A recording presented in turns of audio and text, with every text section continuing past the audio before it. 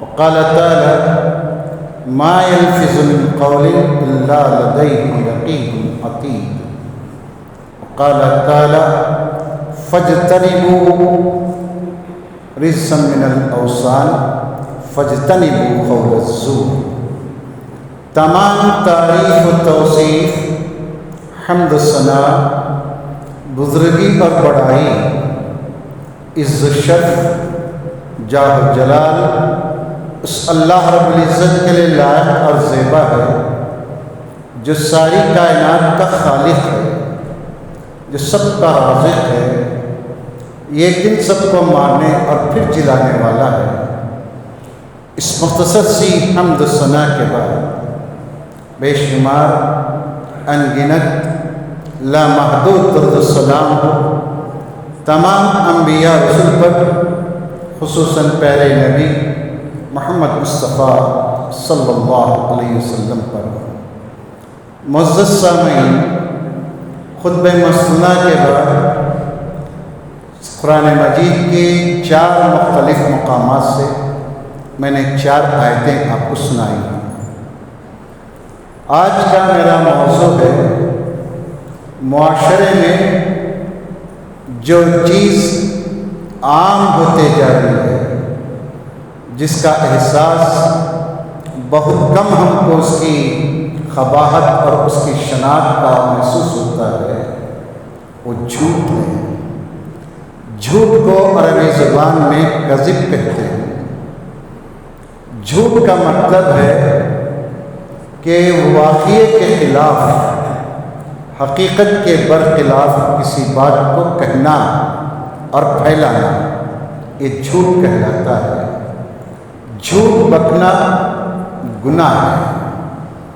اگر کسی کے جھوٹ سے کسی کا نقصان ہوتا ہو، کسی کی عزت، کسی کا مقام، کسی کا مرتبہ کم ہوتا ہے، تو پھر یہ اکبر الکبائر ہے، بڑے گناہوں میں سے ہے، ایسے گناہوں میں سے ہے جس کو توبہ کیے بغیر وہ گناہ معاف نہیں ہوتے۔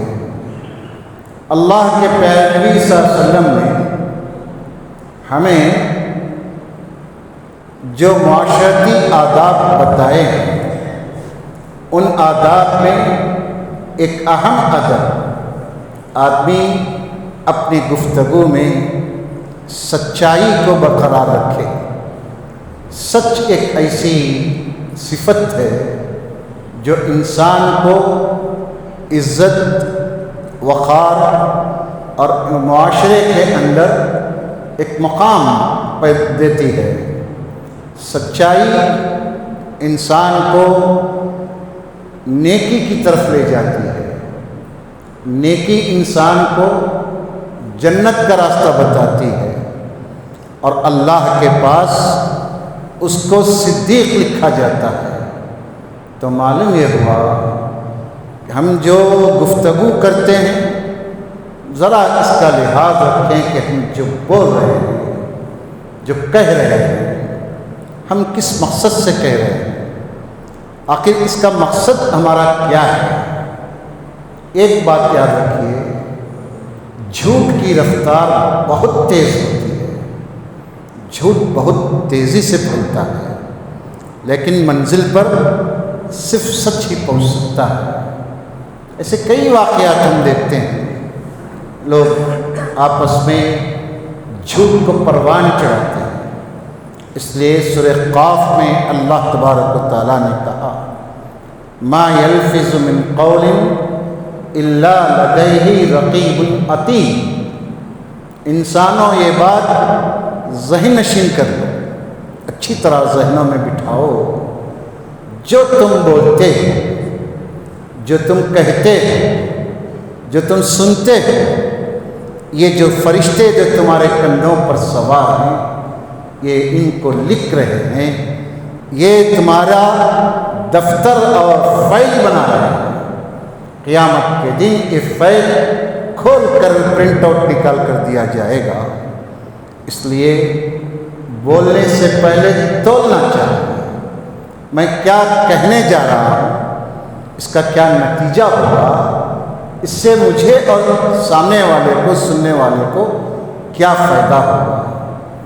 قرآن مجید کا مطالعہ گہرائی سے کیجیے تو ہم کو معلوم ہوتا ہے کرامین کاتبین ہمارے اعمال کو ترتیب دے رہے ہیں، لکھ رہے ہیں، ہم جو بھی کہتے ہیں سب ریکارڈ میں آ رہا ہے۔ اس لیے دوستو اپنی زبان کو پاک رکھنے کی عادت بنائیں۔ قرآن مجید کہتا ہے، دیکھیں سورہ اسراء میں بنی اسرائیل کی آیت میں اللہ تعالیٰ فرماتا ہے ان السمع والبصر والفؤاد کل کان اولئک عنہ مسئولا۔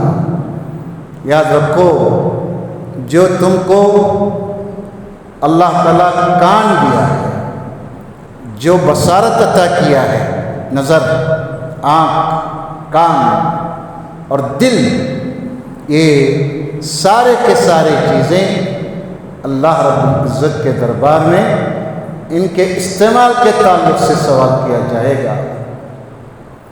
یہ بہت بڑی چیز ہے سننا، یہ سماعت کی قوت جو اللہ ہمیں دیا ہے، اللہ کا ایک عظیم تحفہ ہے، بہت عظیم تحفہ۔ بہرے کو پوچھیے کتنی تکلیف ہوتی ہے اسے، کوئی سامنے بات کرتا ہے سنائی نہیں دیتا تو بیچارہ اپنے کان کو ہمارے قریب کرتا ہے، کتنی تکلیف ہوتی ہے بات سمجھ میں سنائی نہیں دیتی تو۔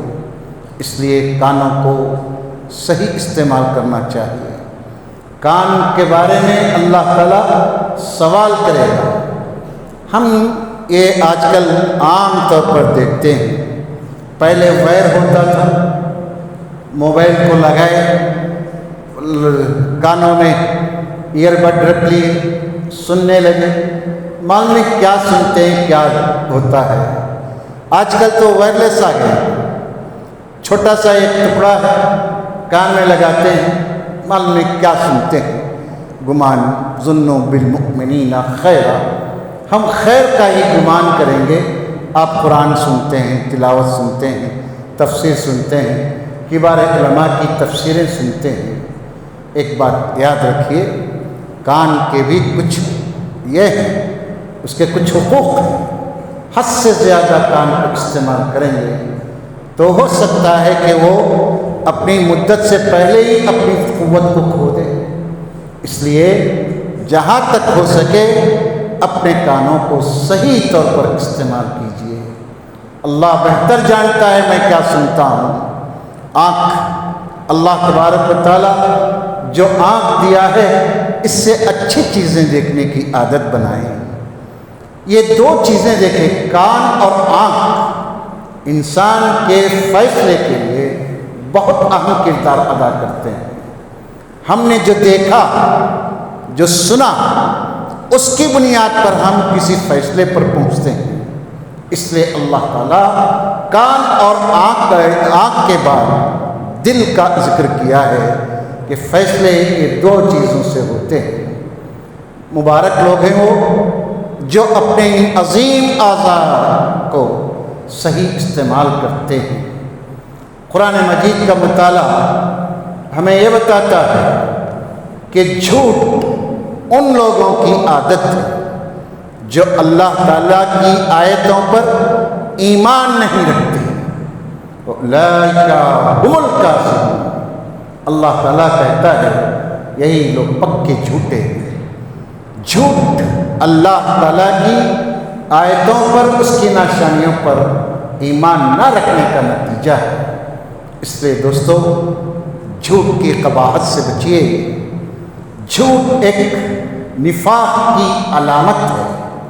اللہ کے پیارے حبیب صلی اللہ علیہ وسلم فرماتے ہیں کہ نفاق کی 4 علامتیں ہیں۔ من کن فی، جو جس کسی کو یہ 4 بری عادتیں پڑ جائیں تو سمجھو کہ پکا خالص منافق ہے۔ اللہ کے حبیب فرماتے ہیں اذا حدث کذب، جب بولتا ہے تو جھوٹ بولتا ہے۔ جھوٹ اٹھتے بیٹھتے چلتے پھرتے جھوٹ۔ آج عام طور پر کاروبار کی بے برکتی کی شکایت ہم سنتے ہیں، کیا مزدور کیا ہر ایک کے پاس شکوہ ہے کہ برکت نہیں ہے۔ ہم کہتے ہیں، شریعت کہتی ہے جھوٹ جس میں مل جاتا ہے اللہ تعالیٰ اس کی برکت کو ختم کر دیتا ہے۔ جھوٹ اچھی عادت نہیں ہے، جھوٹ ایک بری خصلت ہے۔ جھوٹ سے اللہ کے نبی صلی اللہ علیہ وسلم نفرت کیا کرتے تھے۔ وہ حدیث یاد کریں جس میں اللہ کے حبیب صلی اللہ علیہ وسلم سے پوچھا گیا، غالباً صفوان رضی اللہ تعالیٰ عنہ راوی اللہ کے نبی سے پوچھتے ہیں، اللہ کے نبی صلی اللہ علیہ وسلم ہمیں یہ بتائیے، ایکون المؤمن جبانا، اللہ کے نبی کیا ایک مومن بزدل ہو سکتا ہے، بے ہمت ہو سکتا ہے؟ آپ نے فرمایا ہاں ہو سکتا ہے، بزدلی کوئی یہ نہیں ہے، ہو سکتا ہے۔ تو پوچھنے والے نے پوچھا ایکون المؤمن بخیلا، پیارے حبیب کیا مومن کنجوس ہو سکتا ہے، بخیل ہو سکتا ہے؟ آپ نے کہا ہاں ہو سکتا ہے، بخیل بھی ہو سکتا ہے۔ پھر آپ سے پوچھا گیا ایکون المؤمن کاذبا، اللہ کے نبی صلی اللہ علیہ وسلم جب یہ سنتے ہیں تو ٹیک لگا کر بیٹھے ہوئے تھے، آپ اٹھ کر بیٹھ گئے۔ فاجتنبوا قول الزور، فاجتنبوا قول الزور، فاجتنبوا قول الزور۔ راوی کہتے ہیں ہم نے خواہش کی کہ آپ صلی اللہ علیہ وسلم خاموش رہتے تو کتنا اچھا ہوتا۔ تین تین مرتبہ آپ دہراتے ہیں کہ لوگوں جھوٹ بکنے سے بچو، جھوٹ بولنے سے بچو، جھوٹ سے رکو۔ تین بار آپ صلی اللہ علیہ وسلم ایک ہی کلمے کو دہراتے ہیں، تو سمجھیے کتنی شناعت، کتنی قباحت اور کتنی گندی چیز ہے جھوٹ کی عادت۔ آپ کو معلوم ہے پیارے حبیب صلی اللہ علیہ وسلم فرماتے ہیں کہ جب بندہ جھوٹ بولتا ہے تو اس کے منہ سے ایک بو نکلتی ہے، بدبو۔ ان الملک لیتباعد عنہ بنتن یجیء منہ، او کما قال صلی اللہ علیہ وسلم۔ اللہ کے نبی صلی اللہ علیہ وسلم فرماتے ہیں جب انسان جھوٹ بولتا ہے، جھوٹ بکتا ہے، تو اس کے منہ سے جو گندی بو نکلتی ہے اس کی بدبو سے فرشتہ 1 میل دور ہوتا ہے۔ سمجھیے آپ اس کی شناعت کو، اس کی قباحت کو سمجھیے۔ بچپن سے ہم جھوٹ بچوں کو سکھاتے ہیں، بچوں کو بول کر دینے کی ضرورت نہیں، ہم جو کہتے ہیں، ہم جو کرتے ہیں، بچے خاموشی کے ساتھ ان سب چیزوں کو سیکھتے چلے جاتے ہیں۔ اس لیے ایک استاذ کو، ایک باپ کو، ایک مربی کو بچوں کے سامنے اور کسی کے سامنے گفتگو کرتے ہوئے جھوٹ سے اجتناب کا پورا خیال رکھنا چاہیے۔ جھوٹ سے کسی کو تکلیف نہ پہنچائیے۔ قرآن مجید میں دیکھیں سورہ حج میں اللہ تعالیٰ بیان کرتا ہے فَاجْتَنِبُوا رِجْسًا مِّنَ الْأَوْثَانِ فَاجْتَنِبُوا قَوْلَ الزُّورِ۔ لوگوں بتوں کی گندگی سے بچو، بتوں کی گندگی یہ رجس، ناپاک چیز ہے بت، اور یہ بت کی عبادت کتنا بڑا گناہ ہے۔ وہیں پر ساتھ میں اللہ تعالیٰ ذکر کرتا ہے فَاجْتَنِبُوا قَوْلَ الزُّورِ، قول زور سے، جھوٹ سے ہمیشہ بچنے کی فکر کرو۔ اس لیے ہمارے معاشرے میں جو چیزیں ہم محسوس کرتے ہیں، اگر اس کی چھان بین کی جائے، اس کی تحقیق کی جائے، اختلافات، جھگڑے، نزاع، جو بھی چیزیں ہیں، یہ جھوٹ اس کے پیچھے رہتا ہے۔ جھوٹ سے اگر آدمی بچ جائے، کوشش کرنا نہیں بلکہ چھوڑنا چاہیے۔ علماء تو لکھتے ہیں کہ بارے علماء حرام ہے جھوٹ بولنا حرام ہے. سمجھیے آپ اس کی گناہ کو. لاشعوری طور پر ہم اس میں مبتلا ہوتے ہیں. جھوٹی شان مت بگاڑیے. جھوٹ کا معاملہ کیا ہے معلوم؟ جھوٹا آدمی دراصل اپنے اوپر سے اعتماد نہیں رہتا، اس لیے جھوٹ بولتا ہے. جھوٹا، میں جو بول رہا ہوں جملہ سمجھیے، جھوٹے کو اپنی ذات پر اعتماد نہیں رہتا، جس کی وجہ سے وہ جھوٹ بولتا ہے. جبکہ آدمی کو اپنی ذات پر سب سے پہلے بھروسہ اور اعتماد ہونا چاہیے، جس کو ہم کہتے ہیں کانفیڈنس.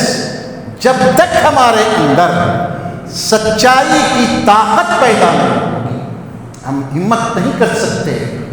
اس لیے دوستو، پیارے حبیب صلی اللہ علیہ وسلم فرماتے ہیں یہ انسان کو منافق بنانے کا پہلا اسٹیپ ہے جھوٹ.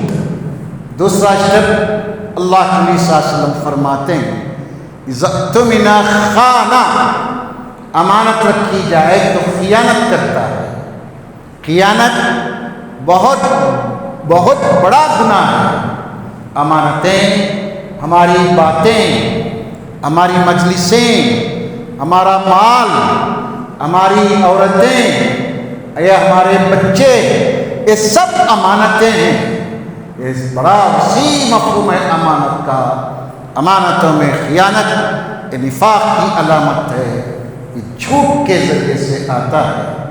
چوتھی خالص صفت آپ صلی اللہ علیہ وسلم فرماتے ہیں وَإِذَا خَاصَمَ فَجَرَ، جب تکرار ہوتی ہے تو میں لگتی ہے، گالی گلوچ پر اتر آتا ہے، سب کو گننے لگتا ہے، سمجھیے کہ منافق ہے.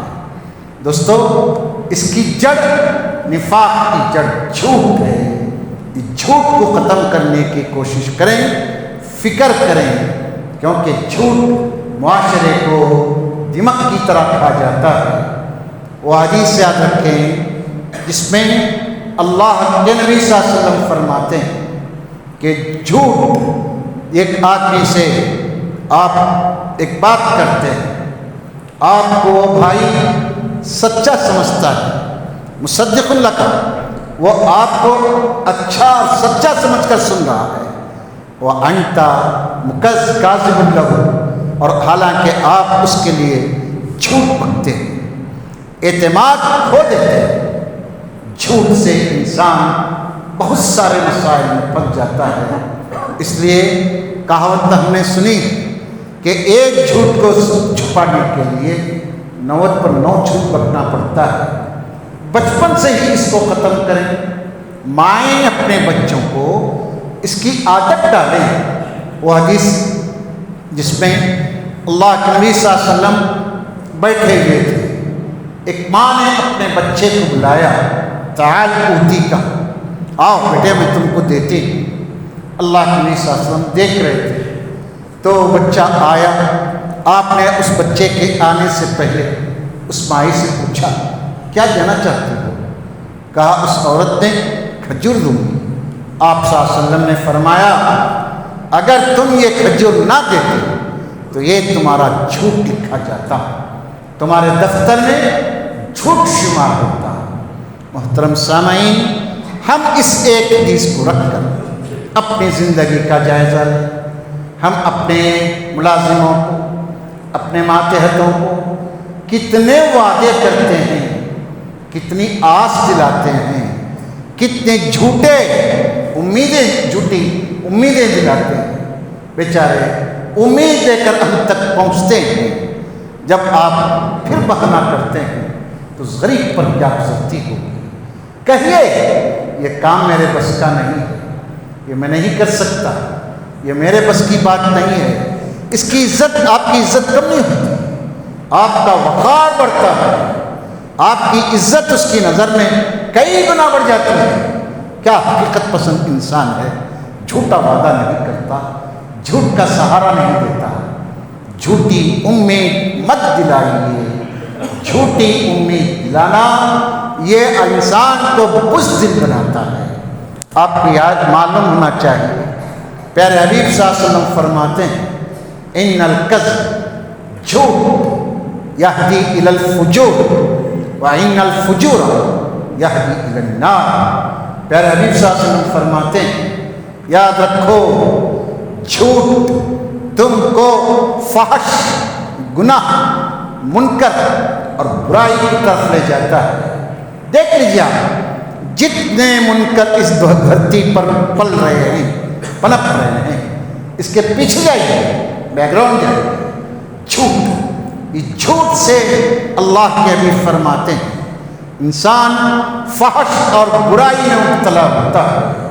یہ برائی انسان کو جہنم کی طرف لے جاتی ہے، جہنم اس کا ٹھکانہ بنتا ہے۔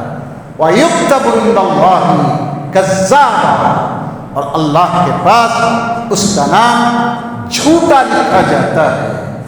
آپ کو معلوم ہے جھوٹ کی وجہ سے ہماری تجارتوں میں برکت ختم ہو گئی، ہماری ماؤں کی جھوٹ سے، گھروں سے، ہنڈیوں سے برکت ختم ہو گئی، ہمارے معلموں کی جھوٹ سے علم کی برکت اور اس کا فائدہ ختم ہو رہا ہے۔ جھوٹ معاشرے کے ہر رگ و ریشے میں پایا جا رہا ہے۔ کون اس کی اصلاح کرے؟ کون اس کا ذمہ دار؟ ہر فرد اس کا ذمہ دار، ہر آدمی اس کا ذمہ دار ہے۔ عہد کیجیے اللہ سے کہ میں جھوٹ چھوڑوں گا۔ آپ کو یاد حدیث، ایک آدمی نے اللہ کے نبی صلی اللہ علیہ وسلم کے دست مبارک پر ایمان قبول کیا۔ اس نے کہا مجھے اللہ کے نبی صلی اللہ علیہ وسلم زنا کی، جوے کی، شراب کی لت ہے، میں ان چیزوں کے ساتھ ایمان لاؤں گا۔ تو اللہ کے نبی صلی اللہ علیہ وسلم نے کیا فرمایا اس سے؟ دیکھو مجھے تم صرف ایک وعدہ کرو، تم صرف ایک وعدہ کرو۔ تو کہا کیا ہے؟ جھوٹ چھوڑو، تم جھوٹ نہیں بولو گے، اس کا وعدہ کرو۔ کہا ٹھیک، بہت سستے میں چھوٹ گیا، جھوٹ نہیں بولوں گا۔ رات ہوئی، اس کی خبیث عادتیں اس کو ستانے لگی، اس کو ورغلانے لگی، بہکانے لگی، بے چین ہوا، پریشان ہوا، کیا کریں کیا کروں۔ صبح اللہ کے نبی پوچھیں گے تو میں کیا جواب دوں گا، کیا ہو میرا حال ہوگا؟ جھوٹ بولوں گا تو وہی آئے گی، سچ بولوں گا تو حج جاری ہوگی۔